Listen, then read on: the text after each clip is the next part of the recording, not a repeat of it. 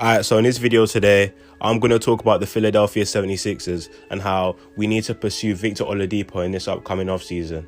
Now, before I get into it, make sure you like, subscribe to the channel, also follow my Instagram, which will be in the description link down below. But without further ado, let's get into it. Now, let's talk about why the Sixers could need Victor Oladipo. As we know, around draft night, we were shopping around for Eric Gordon, who is a 2-guard/3, two-way player and can provide spacing. Obviously, we traded for DeAnthony Melton instead, which now means that the Eric Gordon deal is unlikely as we don't have the financial needs to make the trade work, because we're not going to trade Tobias for Eric Gordon. That's just silly. So we can kind of say bye-bye to that kind of trade idea. So what does that leave us with? Okay, Melton's a good guard, but however, he's more of a point guard, push a 2-guard. So we still need a 2-guard/3 that can really influence the game on both ends of the floor whilst also being an offensive threat. That's where Victor Oladipo comes in, because Victor Oladipo, as we know, in the last regular season, which I only believe he played 10 games, he averaged around 13 points per game on 48% from the field and 41% from 3. Very great splits. And if you look at his his box stats, you know what I mean, in the postseason, his efficiency did regress. However, if you watch the games, you saw how influential he was on both ends of the floor, and he really did help the Miami Heat in their run to the Eastern Conference Finals. Now, he's someone who, in my opinion, can add another dynamic to the team, which we don't have. He's been around the block for a long time. He can defend, he can create his own shot, he can get to the rim. And yes, before you guys start crying, Victor Oladipo is not the same as he was in Indiana. We know that, otherwise he'd be a max player. Yes, he's regressed from that. However, he can still be a key rotational piece off the bench for the Sixers going forward, and is better than what we already have.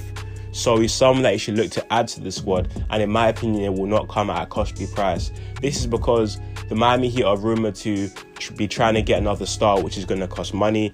They're also willing to potentially extend Tyler Hero next season, so they're going to have to either trade Duncan Robinson or do something there. I don't know. They're also going to want to bring back PJ Tucker, who's opted out, who we are also interested in, so they're going to have to pay him over the $7 million player option he declined. So that's money that the Heat don't really have to spend, which could leave Oladipo to be expendable and let him walk in free agency. So he could be looking at a contract anywhere between $2 million to $8 million, which is around the mid-level exception.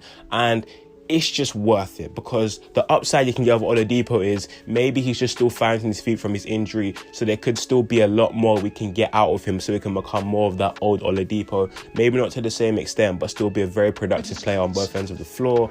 And on top of that, he's someone who's been around the block for a long time, knows the game, experienced, can be a vet around guys like Matisse Thybulle if he's still around Tyrese Maxey. So it's someone I'd really want on this team, because like I've already said, he can create his own shot.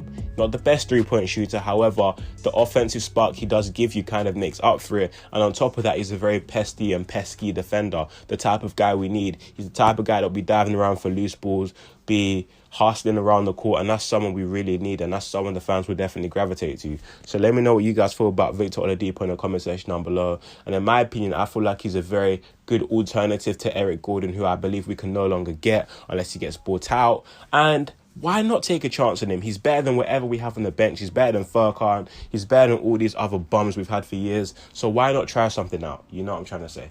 But I'm going to end this video here. If you liked the video, make sure you drop a like. If you didn't like the video, drop a dislike or leave a comment. I don't really care. Apart from that, have a great day, guys, and peace.